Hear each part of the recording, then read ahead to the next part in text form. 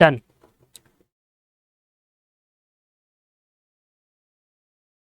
चलिए, very very good morning once again. आज की क्लास के अंदर मैं आपको कॉस्ट शीट पढ़ाने वाला हूं कि कॉस्ट शीट कैसे बनाई जाती है और उसका पूरा कॉन्सेप्ट समझाने वाला हूं, ठीक है ना।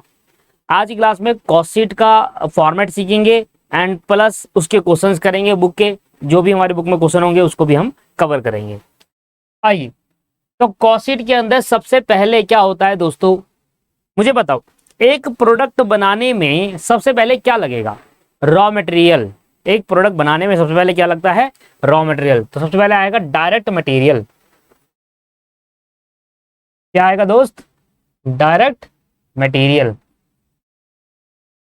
अच्छा, याद है डायरेक्ट मटेरियल कंज्यूम्ड का मैंने आपको एक फॉर्मूला सिखाया था जब मैं आपको चैप्टर नंबर 2 पढ़ा रहा था कॉस्ट का ही। तब मैंने आपको एक फॉर्मूला सिखाया था डायरेक्ट मटेरियल कंज्यूम्ड का। याद है आपको? क्या था formula? Sir, opening stock plus purchase minus plus direct expense minus closing stock. याद आ रहा है ये वाला फॉर्मूला?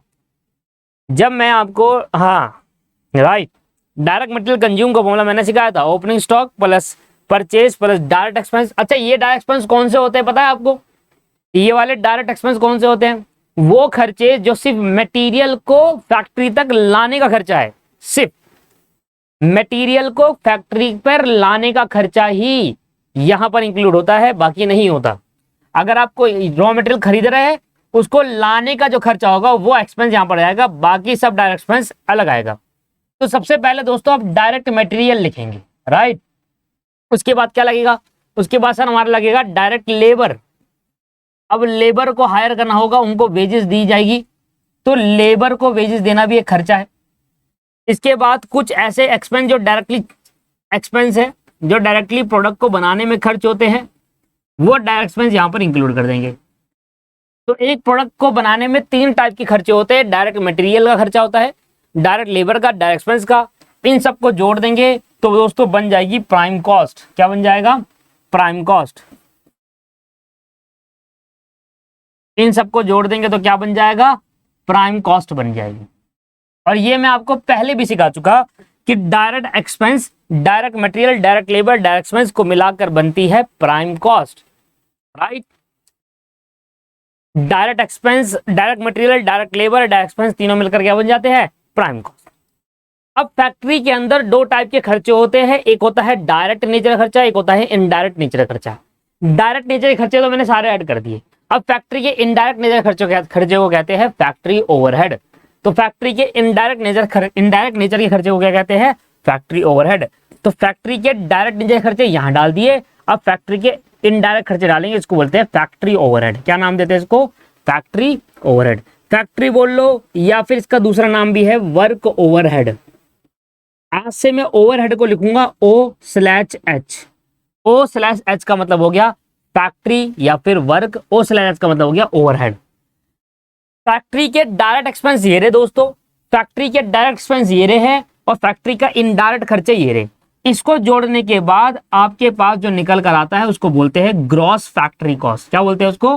Gross factory cost.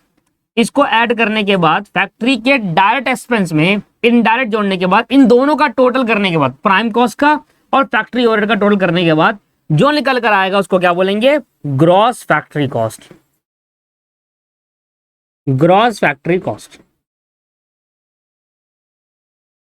ठीक है सर। फैक्ट्री के डायरेक्ट खर्चे और इनडायरेक्ट खर्चे को जोड़ने के बाद जो निकल कर आएगा उसको नाम देते हैं ग्रॉस फैक्ट्री कॉस्ट। अब इसमें ऐड करेंगे, अब इसमें एक चीज क्या ऐड करेंगे? इसमें ऐड करेंगे opening stock of WIP। Opening stock of WIP। WIP का मतलब होता है work in progress. Opening stock of WIP यहां पर ऐड किया जाएगा और माइनस किया जाएगा closing stock of WIP। Closing stock of WIP। Sir ये ओपनिंग स्टॉक ऑफ WIP क्यों ऐड करा गया है और क्लोजिंग स्टॉक ऑफ WIP क्यों माइनस करा गया है, इसका लॉजिक मैं आपको बाद में दूंगा, ठीक है ना। इन दोनों का ऐड इसको लेस क्यों करा है, इसका लॉजिक हम बाद में देखेंगे। अभी के लिए आप लिख लीजिए कि ओपनिंग स्टॉक का WIP ऐड करते हैं और क्लोजिंग स्टॉक का WIP माइनस करते हैं। इसके बाद अब एक नई अमेंडमेंट आई है दोस्तों, इसके बाद एक नई अमेंडमेंट आई है, और वो नई अमेंडमेंट क्या है? वो नई अमेंडमेंट ये है कि पहले यहां पर स्क्रैप वैल्यू माइनस नहीं होता था, अब यहां पर स्क्रैप वैल्यू भी माइनस होने लगा। तो स्क्रैप वैल्यू, अभी सर स्क्रैप वैल्यू क्या होती है? जब कोई मटेरियल, जब कोई रॉ मटेरियल से हम फिनिश गुड बना रहे होते हैं, जब कोई रॉ मटेरियल से हम जब फिनिश प्रोडक्ट बना रहे होते हैं, तो कुछ हमारा वेस्ट बच जाता है। वो वेस्ट जब हम कबाड़ी के भाव बेचते हैं तो हमें कुछ पैसे मिल जाते हैं। That is the meaning of scrap value, उसको हम स्क्रैप वैल्यू कहते हैं। इसको माइनस क्यों करा उसका लॉजिक मैं आपको दूंगा, पर थोड़ी देर बाद दूंगा, अभी रुक जाओ। इसको भी माइनस करेंगे और इसके बाद जो आएगा, इसके बाद जो आने वाला है दोस्तों, उसको हम क्या कहते हैं? Net factory cost. Prime cost में ऐड करेंगे फैक्ट्री और वर्क ओवरहेड, तो बन जाता है ग्रॉस फैक्ट्री कॉस्ट। उसके बाद ओपनिंग स्टॉक ऑफ WIP यहां पर ऐड करेंगे, closing stock of WIP minus करेंगे, स्क्रैप वैल्यू भी माइनस करेंगे। इसके बाद जो अमाउंट बच जाएगा उसको नाम देंगे नेट फैक्ट्री कॉस्ट। नहीं दिख रहा, यहां लिख देता हूं। उसके बाद जो अमाउंट बच जाएगा उसको क्या नाम दूंगा? Net factory cost.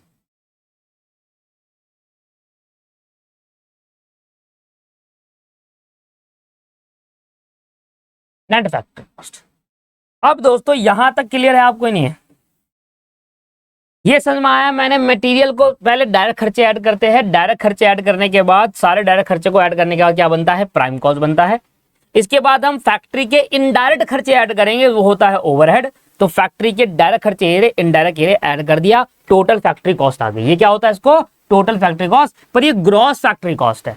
Total factory cost क्या है? ये फैक्ट्री कॉस्ट के अंदर फैक्ट्री के डायरेक्ट एक्सपेंस और फैक्ट्री के इनडायरेक्ट एक्सपेंस दोनों जुड़े होते हैं दोस्तों, और वही जोड़ा है मैंने। देखो, फैक्ट्री के डायरेक्ट एक्सपेंस ऊपर है, फैक्ट्री के इनडायरेक्ट एक्सपेंस ये रहा, तो मिल जाएगा टोटल फैक्ट्री कॉस्ट, जिसको हमने ग्रोस बोला। इसमें कुछ एडजस्टमेंट हमें करनी होती है, जैसे ओपनिंग स्टॉक और WIP ऐड, क्लोजिंग स्टॉक और WIP minus, scrap value minus, और जो निकल कर आ जाएगा दोस्तों उसको हम क्या बोलते हैं? Net factory cost. मतलब ये वाली हमारी जो अमाउंट निकल कर आएगा, हम कहेंगे ये वो अमाउंट है जो फैक्ट्री का टोटल कॉस्ट है, जिसमें डायरेक्ट इनडायरेक्ट दोनों जुड़ा हुआ है और एडजस्टमेंट भी करी हुई है। अभी तक मैंने आपको ये नहीं बताया कि ओपनिंग स्टॉक और WIP क्या होता है और ऐड क्यों करते हैं, क्लोजिंग स्टॉक और WIP माइनस क्यों करते हैं, और स्क्रैप वैल्यू क्यों माइनस करते हैं। इसका लॉजिक मुझे देना है, बाकी सब क्लियर है?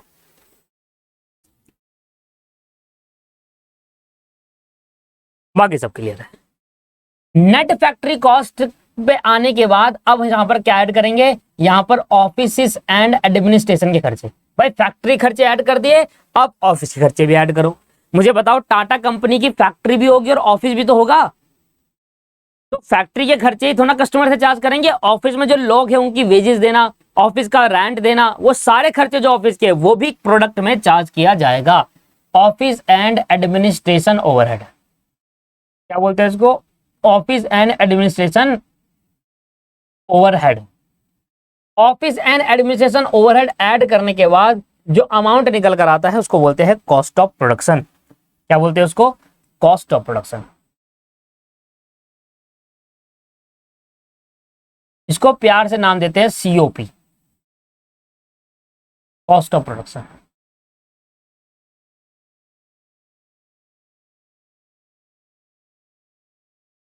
इसको प्यार से क्या नाम देते हैं? COP, cost of production. इसके बाद ऑफिस के खर्चे ऐड करने के बाद यहां पर हम ऐड करते हैं opening stock of finish good, opening stock of finish good,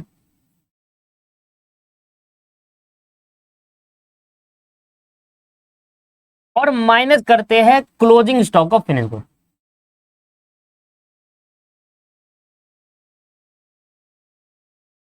opening stock of finish good add करेंगे और closing stock of finish good minus कर देंगे।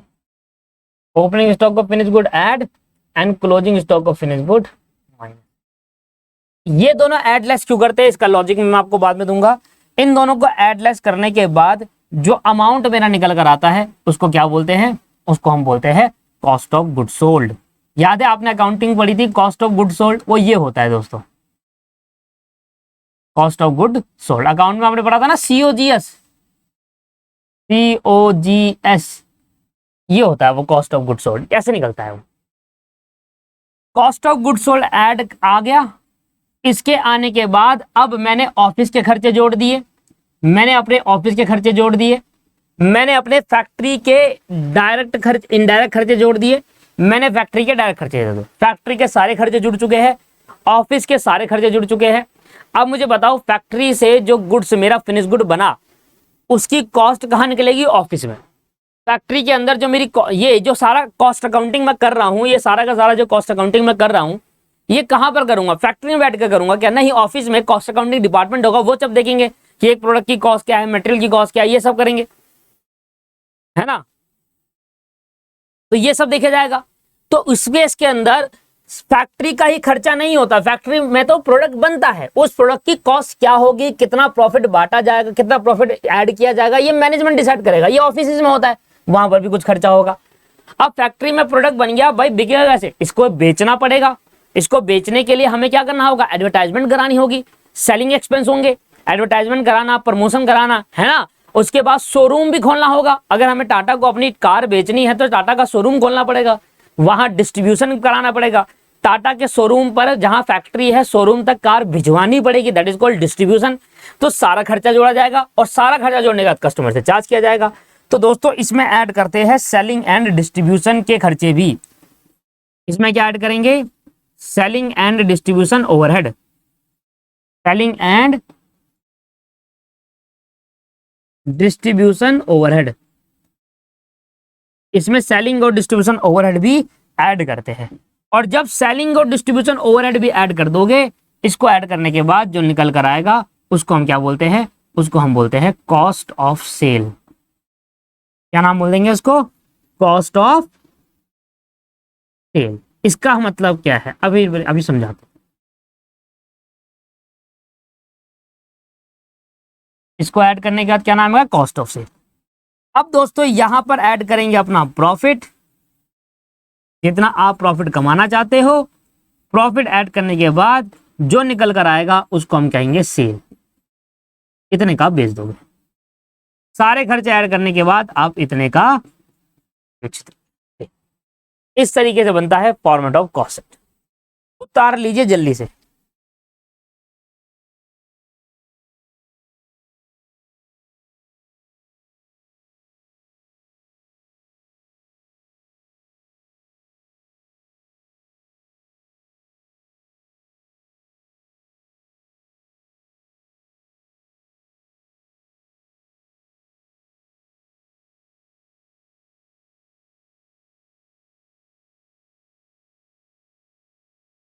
नोट्स है तो बहुत बढ़िया, नोट्स नहीं है तो उतार लो। डन। चलो अब समझने की कोशिश करते हैं इसमें, ठीक है ना? समझने की कोशिश करते हैं किसका क्या मतलब है। हमने कहा सबसे पहले आप फैक्ट्री के खर्चे वो ऐड करो जिसको वो खर्चे जो प्रोडक्ट को बनाने में एक्चुअली में डायरेक्टली खर्च हुए हैं। एक प्रोडक्ट बनाने में रॉ मटेरियल खर्च होता है, वेजेस खर्च होते हैं, कुछ एक्सपेंस खर्च होता है। प्राइम कॉस्ट क्या होता है? प्राइम कॉस्ट वो पार्ट होता है डायरेक्ट कॉस्ट का सारे डायरेक्ट कॉस्ट का जो एग्रीगेट होता है उसको प्राइम कॉस्ट कहा जाता है। इसका मतलब है कि एक प्रोडक्ट बनाने में डायरेक्टली इतने खर्चे हुए हैं। प्राइम कॉस्ट का क्या मतलब है? कि किसी प्रोडक्ट को बनाने में इतना खर्चा हुआ है डायरेक्टली, और इनडायरेक्टली क्या हुआ है फिर ऐड करेंगे। फिर हमने कहा भाई फैक्ट्री के सारे खर्चे जोड़ दिया, फैक्ट्री के इनडायरेक्ट खर्चे जोड़ दो। फैक्ट्री के जितने भी इनडायरेक्ट खर्चे हैं वो यहाँ पर जोड़ दिए हमने। इनको जोड़ने के बाद ग्रॉस फैक्ट्री कॉस्ट आया। ग्रॉस फैक्ट्री कॉस्ट का मतलब है कि फैक्ट्री के डायरेक्ट और इनडायरेक्ट दोनों जुड़कर आया है ये अमाउंट, है ना? ग्रॉस फैक्ट्री कॉस्ट का मतलब क्या है? कि टोटल फैक्ट्री कॉस्ट, मतलब फैक्ट्री के डायरेक्ट खर्चे भी जोड़ दिए और इसमें इनडायरेक्ट जोड़ के तब ये आया है टोटल फैक्ट्री कॉस्ट। अब इस टोटल फैक्ट्री कॉस्ट के अंदर कुछ एडजस्टमेंट करनी होती है। कौन सी? ओपनिंग स्टॉक और WIP ऐड करना होता है, क्लोजिंग स्टॉक और WIP माइनस करना होता है, और स्क्रैप वैल्यू माइनस करना होता है। इन दोनों को तो बताऊंगा बाद में, आपको कभी एक क्लास में आराम से बताऊंगा इसको, है ना? पहले स्क्रैप वैल्यू माइनस क्यों करते हैं उसका लॉजिक समझिए। मैं रॉ मटेरियल खरीद के लाता हूं 10,000 रुपए का, ठीक है? मैं 10,000 का रॉ मटेरियल खरीद के लाता हूं और उसको बनाता हूं फिनिश गुड। जब मैं उसमें से फिनिश गुड बनाता हूं तो मेरा कुछ स्क्रैप मतलब वेस्ट निकल जाता है। अब मैं कबाड़ी वाले को बुलाता हूं, मैंने कहा भाई ये वेस्ट जो निकला है ये खरीद लोगे आप? उसने कहा हाँ सर खरीद लूंगा। मैंने कहा कितने का ले जाओगे? वो कह रहा 1000 रुपये दे दूंगा इसके मैं आप। अब क्या हुआ, मैं 10,000 रुपए का मटेरियल खरीद के लाया, मैंने यहाँ पर 10,000 रुपये खर्चा दिखा दिया, ठीक है ना, क्लियर है। मैं 10,000 का मटेरियल खरीद के लाया ना, तो मैंने यहाँ पर 10,000 रुपये खर्चा दिखा दिया। अब वो 10,000 का मटेरियल जब खर्चा दिखाया आपने, ऐड कर दिया यहाँ पर कॉस्ट के अंदर, तो मैं ये कहूंगा जब मैं 10,000 का मटेरियल खरीद के लाऊंगा तो 10,000 मेरी जेब से गएगा, मेरा मतलब ये खर्चा है मेरा, और ये खर्चा जो मेरा हुआ है मैं कस्टमर से चार्ज करूंगा। सही बात है या नहीं है? मैंने 10,000 का खर्चा करा है रॉ मटेरियल खरीदने में, अब रॉ मटेरियल खरीदने में जो मैंने खर्चा करा है 10,000 रुपए का, ये कस्टमर से चार्ज करूंगा नहीं करूंगा? करूंगा भाई, जब मैं प्रोडक्ट बेचूंगा उसमें से 10,000 भी चार्ज करूंगा। अब प्रोडक्ट बनाते बनाते कुछ वेस्ट हो गया, और वो वेस्ट मैंने कबाड़ी वाले को बुलाया तो उसने कहा कि मैं इसको 1000 रुपए दे दूंगा, ये वेस्ट मेरे काम का है। मैंने कहा ठीक है ले जाओ, आप मुझे 1000 रुपए दे दो। अब क्या हुआ दोस्तों, 10,000 का खर्चा आपने दिखाया, फिर एंड में क्या हुआ, एंड में आपके 1000 मिल गए। मतलब वो रॉ मटेरियल जो आपने 10,000 रुपए का खरीदा था और उसका वेस्ट आपने 1000 का बेच दिया, 10,000 पे करे और 1000 जेब में आ गए, तो नेट खर्चा कितना हुआ, 9,000 ही तो हुआ आपकी जेब से। तो आप कस्टमर से 10,000 रिकवर करोगे तो सही है गलत है? सर गलत है, ये तो गलत हो गया, ये गलत हो गया भाई। आपकी कॉस्ट 10,000 थोड़ी ना आई, रॉ मटेरियल आपका 10,000 रुपए का आया, पर वो 1000 रुपए का बिक भी तो गया वेस्ट उसका, तो आपकी जेब से तो 9,000 गया। समझ में आया नहीं आया? इसलिए दोस्तों 10,000 पहले मैंने ऐड कर दिए, अब मैंने कहा यार ये 10,000 ऐड कर दिया, पर देखा गया कि जो मेरा रॉ मटेरियल का वेस्ट था वो 1000 रुपए में बिक गया। अब मैं क्या करूं यार, मैं यहाँ पर मिटो के फिर दोबारा 9,000 करूं क्या? नहीं नहीं नहीं, तो मैंने क्या करा कि 10,000 रुपए यहाँ पर ऐड करे रहने दिया, और मैंने लास्ट में यहाँ पर माइनस कर दिया 1,000 रुपए। मैंने कहा यार ये 1,000 रुपए यहाँ पर माइनस कर देना चाहिए, क्योंकि मेरा नेट खर्चा 9,000 ही हुआ है, और जो मेरा नेट खर्चा 9,000 हुआ है, मुझे टोटल 10,000 रिकवर करने थे ना कस्टमर से। 1,000 मेरा आ गया, कबाड़ी वाला दे गया 1,000 मुझे, अब बचे 9,000, तो वही तो रिकवर करूंगा। तो पहले मैंने 10,000 ऐड कर दिया और आखिर में माइनस करके मेरा 9,000 अमाउंट आ गया। आया समझ में स्क्रैप वैल्यू माइनस क्यों करा गया है यहाँ पर? पहले नहीं होता था, नई अमेंडमेंट आई है कॉस्ट शीट के अंदर, और वो नई अमेंडमेंट के साथ यहाँ पर माइनस करा जा रहा है। अब पहले माइनस नहीं करते थे इसको, नई अमेंडमेंट के साथ इसमें माइनस करा, और लॉजिकली भी है ये कि माइनस होना चाहिए, क्योंकि भाई आपने जो 10,000 रुपए रॉ मटेरियल खरीदा उसमें से 1,000 आपको मिल गया आपके बेस से। अब जो 9,000 ही तो रिकवर करोगे, पहले 10,000 रिकवर कर लेते थे, अब 9,000 करेंगे, 1,000 यहाँ से माइनस कर देंगे। इसका लॉजिक अभी बताना बाकी है, जो कि मैं अगली क्लास में बताऊंगा। जब हम एडजस्टमेंट कर लेते हैं factory cost, gross factory cost के अंदर, बाकी एडजस्टमेंट करने के बाद जो अमाउंट बच जाता है उसको नेट फैक्ट्री कॉस्ट कहते हैं। अब नेट फैक्ट्री कॉस्ट का मतलब क्या है? ये है वो फैक्ट्री का कॉस्ट, ये है असली फैक्ट्री कॉस्ट, जिसके अंदर मेरे डायरेक्ट खर्चे भी और इनडायरेक्ट खर्चे भी है। मतलब एक प्रोडक्ट को बनाने में डायरेक्ट और इनडायरेक्ट खर्चे जितने लगे मेरे, वो मेरा नेट फैक्ट्री का, सिर्फ फैक्ट्री का, ऑफिस का नहीं, सिर्फ फैक्ट्री का, वो ऐड है। इसको बोलते हैं net factory cost. Net factory cost का मतलब है फैक्ट्री के टोटल खर्चे, जिसमें डायरेक्ट और इनडायरेक्ट दोनों जुड़े हुए हैं, जो कस्टमर से चार्ज करते हैं। इसके बाद यहां पर ऐड कर देंगे office and administration overhead, office के खर्चे भी यहां पर ऐड करेंगे, और जब ऑफिस के सारे खर्चे ऐड कर देंगे तो उसको नाम देते हैं cost of production. Cost of production का हिंदी में लिखो, कॉस्ट ऑफ प्रोडक्शन का मतलब होता है कि एक प्रोडक्ट को बनाने में, प्रोडक्शन करने में कितना खर्चा आया। मतलब मैंने जो 27 से 20, 30,000 यूनिट बनाई होगी, उस 30,000 यूनिट बनाने में मेरा एक्चुअल में खर्चा कितना आया। एक प्रोडक्शन करने में जो कॉस्ट आती है उसको क्या कहते हैं? Cost of production. Sir note में ऑफिस एडमिनिस्ट्रेशन में माइनस है, क्या माइनस है?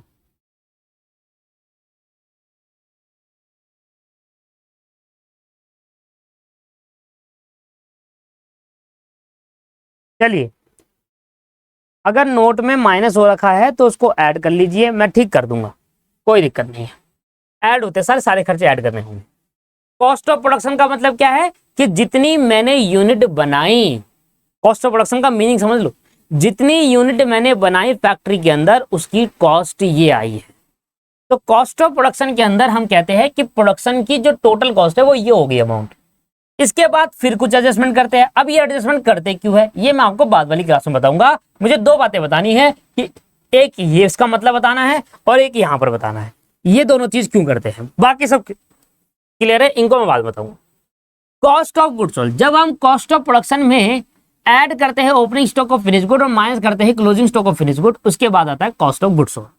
अब कॉस्ट ऑफ गुड्स सोल्ड का मतलब क्या है? ये वो जितने गुड्स मैंने बनाए, जितने गुड्स मैंने मैन्युफैक्चरिंग करे, मतलब जो गुड्स बिकने को तैयार है, मैन्युफैक्चरिंग नहीं, यहां पर वो कॉस्ट आती है जहां मतलब मैंने जितना बनाया उसकी कॉस्ट। मान लो मैंने 10,000 यूनिट बनाई तो 10,000 यूनिट की कॉस्ट यहां होगी, पर जरूरी नहीं है कि यहां पर 10,000 यूनिट की कॉस्ट होगी। क्या पता कुछ गुड्स मेरे पिछले साल के बचे हो, वो बिकने को रेडी है, तो इस वाले को बोलते हैं वो यूनिट जो मेरी बिकने को रेडी है।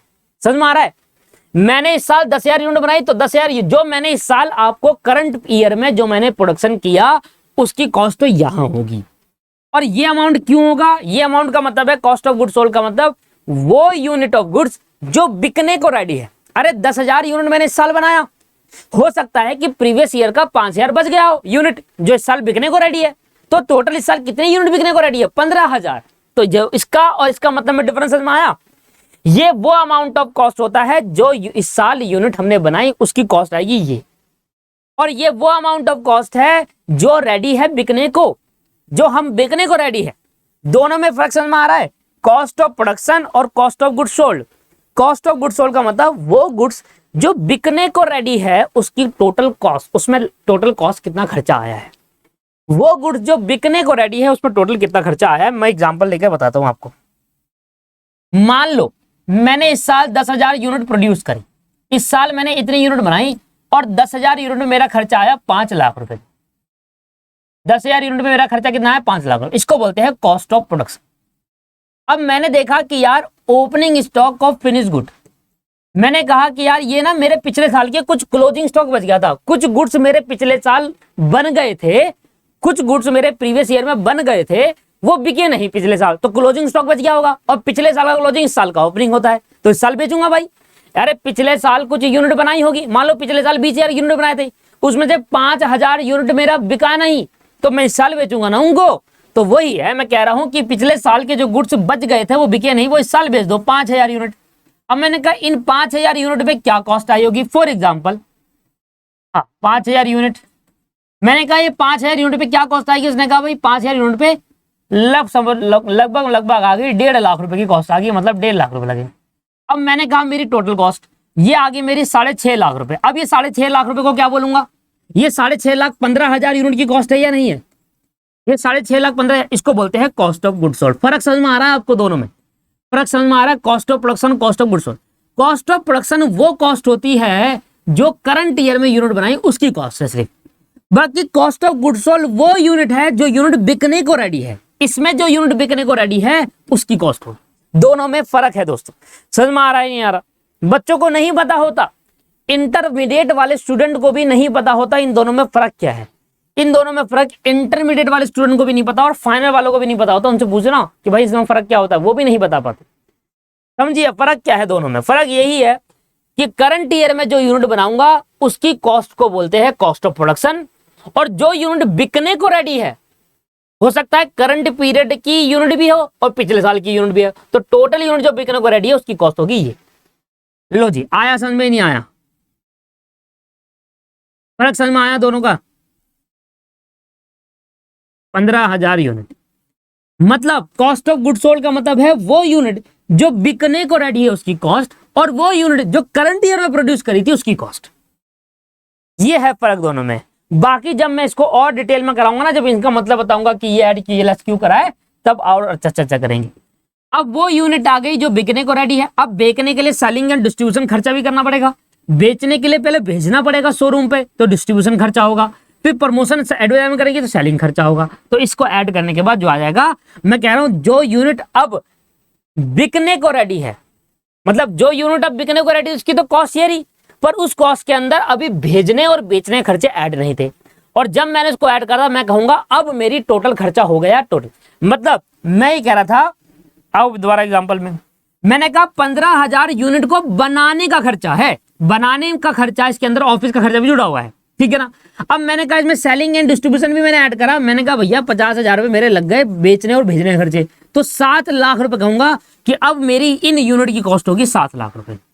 वैसे तो बनाने का खर्चा कितना है? 6.5 लाख रुपए, जिसमें ऑफिस और फैक्ट्री के जुड़े हुए, पर यहां ना बेचूंगा, बेचने में जो खर्चा होगा वो भी ऐड करूंगा। अब जब मैं वो ऐड करूंगा तो मेरी जो कॉस्ट मानी जाएगी वो कितनी मानी जाएगी? 7 लाख रुपए। मैं कहूंगा इस 15,000 यूनिट की एक्चुअल कॉस्ट क्या है मेरी? 7 लाख में, जिसमें सारे खर्चे जोड़ दिए मैंने। आया समझ में? This is selling, this is cost of sale. अब ये मैंने कहा 15,000 यूनिट की 7 लाख रुपए कॉस्ट है, इसमें 3 लाख प्रॉफिट दोगे, 10 लाख की बेच दोगे, खत्म हो गया। मतलब 15,000 यूनिट की कॉस्ट मैंने क्या कहा अभी, 7 लाख रुपए, इसको कहते हैं कॉस्ट ऑफ सेल। इसमें प्रॉफिट ऐड करता हूं, मान लो 3 लाख मैं कमाना चाहता हूं, तो मैं कितनी की बेच दूंगा, 10 लाख रुपए की। 10 लाख की कितनी यूनिट बेचूंगा, मतलब 15,000 यूनिट में कितनी की बेचूंगा, 10,000। अगर मैं 15,000 यूनिट, सुनो, अगर मैं 15,000 यूनिट 10 लाख रुपए की बेचना चाहता हूं, जिसमें मेरा 7 लाख की कॉस्ट है और 3 लाख का प्रॉफिट, तो एक यूनिट पे कितने की बिकेगी, तो 10 लाख डिवाइडेड बाय 15,000 करो। 10 लाख डिवाइड बाय 15,000 करो, 66 रुपए, मतलब लगभग 67 रुपीज की एक यूनिट में बेचूंगा। इतने, इस 67 में मेरा प्रॉफिट भी जुड़ा हुआ है और कॉस्ट भी जुड़ी हुई, मतलब एक यूनिट कितने की बेचूंगा, 67 की। आया समझ में नहीं आया?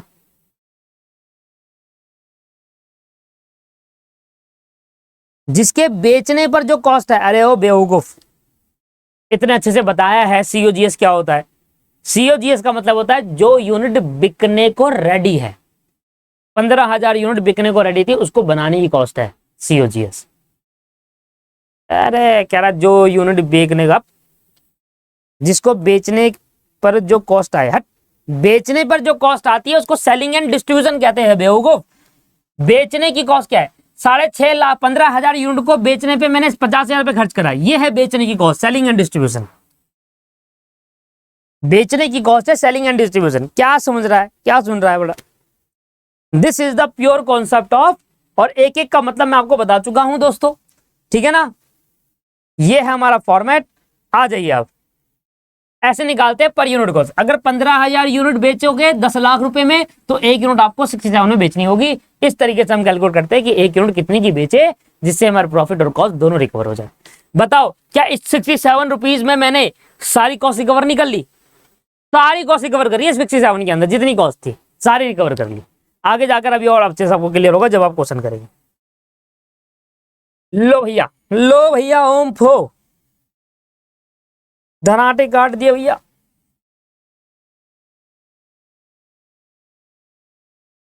फाउंडेशन कॉस्टिंग नोट्स कहाँ है? फाउंडेशन बड़ा अच्छा लेवल है, बेसिक लेवल। इसको इंस्टीट्यूट में सबसे अच्छी बात मुझे ये लगती है कि फाउंडेशन में कॉस्टिंग पढ़ाते हैं, यही सबसे अच्छी बात लगती है। जब बच्चा इंटरमीडिएट में जाता है ना, तो कुछ सीख के जाता है। इसको ऐड करो यहाँ पर, ठीक है, इसको ऐड कर लेना अपनी को, बाकी सब तो ठीक है। तेरी ऐसे की तैसे, लो भैया, सब कुछ आगे समझ में, फॉर्मेट आपको क्लियर हो गया। Prime cost, factory overhead, sale उसका। अच्छा कभी कभी क्या होता है, सेल उसका पहले माइनस कर देता है, फिर ये दोनों बाद में एडलेस होता है। बात तो एक ही है, बात तो एक ही है।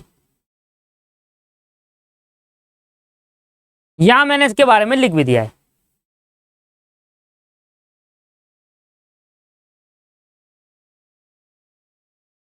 हाँ, यहां पर कॉस्ट ऑफ प्रोडक्शन के बारे में नहीं लिखा, देखो लिखा हुआ ना, ये वो टोटल कॉस्ट है जो प्रोडक्शन कंप्लीट होने के बाद मिलती है। मतलब इस साल जो आपने प्रोडक्शन करा है उसकी कॉस्ट को क्या बोलेंगे, कॉस्ट ऑफ प्रोडक्शन। और ये वो यूनिट की कॉस्ट है जो सेल होने को रेडी है। अब भाई जो यूनिट, कितनी यूनिट बिकने को रेडी थी, 15,000 यूनिट। पिछले साल का 5,000, इस साल का 10,000 है ना। 15,000 यूनिट बिकने को, उसकी कॉस्ट को क्या कहते हैं, कॉस्ट ऑफ गुड सोल्ड। और जो यूनिट हमने इस साल प्रोड्यूस करी है 10,000, उसकी यूनिट को क्या कहते हैं, उसकी कॉस्ट को कहते हैं कॉस्ट ऑफ प्रोडक्शन। लो जी, क्वेश्चन रखे हैं इसमें, क्वेश्चन तो है ही नहीं।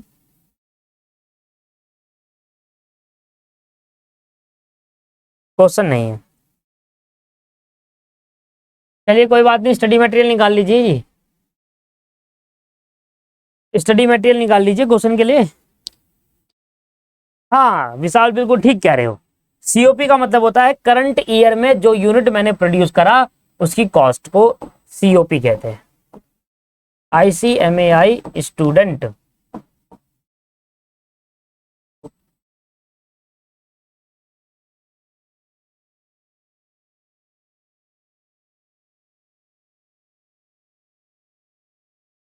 घूमे जा रहा है जी, नेट नहीं चल रहा।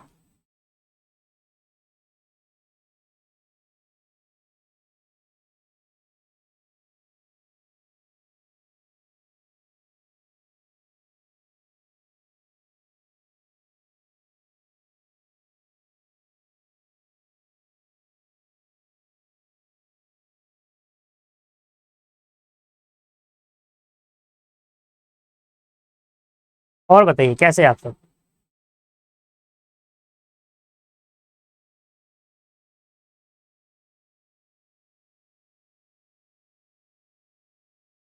अरे था तो पेपर नंबर 2 का यार, क्या है यार।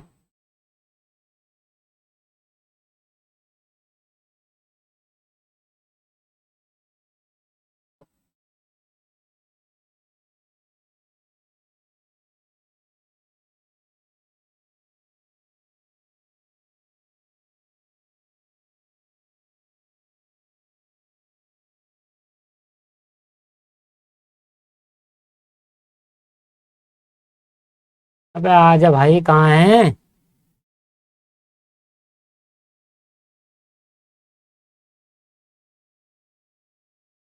हाँ जी, आ गए। आ गए, बस आ गया।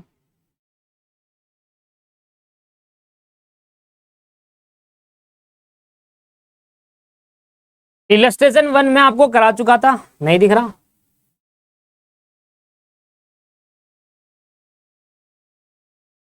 इलस्ट्रेशन नंबर 1 में आपको करा चुका था, दिख रहा है आपको अब? हाँ, इलस्ट्रेशन 1 में आपको करा चुका।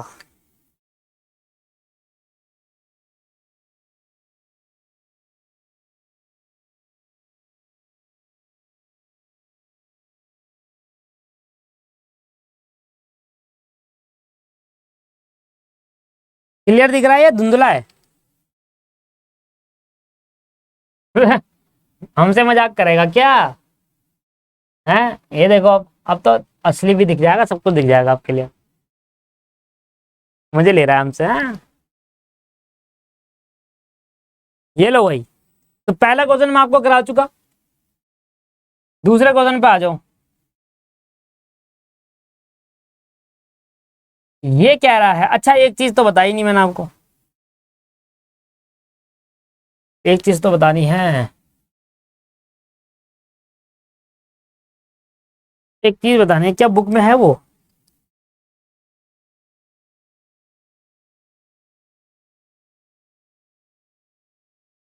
वो दे रखा है आपको बुक में, क्या कहते हैं,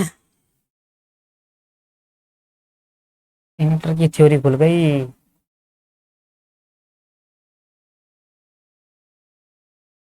अरे यार, इंटरमीडिएट की थोड़ी ना पढ़ानी है।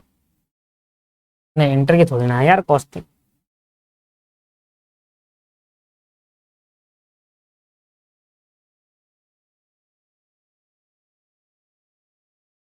यार वो लिस्ट नहीं दे रखी इसमें, लिस्ट नहीं है दोस्त। लिस्ट बताऊंगा तब आएगा वो। ये लिस्ट बतानी है कि फैक्ट्री ओवरहेड में कौन कौन से खर्चे आते हैं, ऑफिस में कौन कौन से खर्चे आते हैं, और सेलिंग में कौन कौन से आते हैं। ठीक है ना? लिस्ट नहीं है, लिस्ट होती तो बताता है, उसके बिना आगे नहीं बढ़ पाएंगे। पर फिर भी एक बार आप घर से ट्राई करके ले आइएगा, इतना ही हो पाएगा आज की क्लास में। फिर भी एक बार आप घर से ट्राई कर लेना। स्टडी मैट में है ना सर लिस्ट? नहीं नहीं, वो कम है ना। स्टडी मटेरियल के अंदर जो लिस्ट दे रखी है वो बहुत कम है, अभी तो बहुत सारी लिस्ट है यार उसमें। अब मैं बनाकर आपको अगली क्लास में प्रेजेंट करके दिखाऊंगा, और अगली क्लास में क्वेश्चन भी कराऊंगा। अब नहीं बच्चा, खत्म हो गया costing. 2 class maximum two maximum 3 class लगेगी। अगली क्लास में लिस्ट बताऊंगा, क्वेश्चन करा दिए, उसकी अगली क्लास के अंदर मैं आपको वो कौन सा बताऊंगा जो मैंने छुड़वाया, ओपनिंग स्टॉक और WIP और फिनिश गुड वाला, उसके साथ क्वेश्चन और खत्म।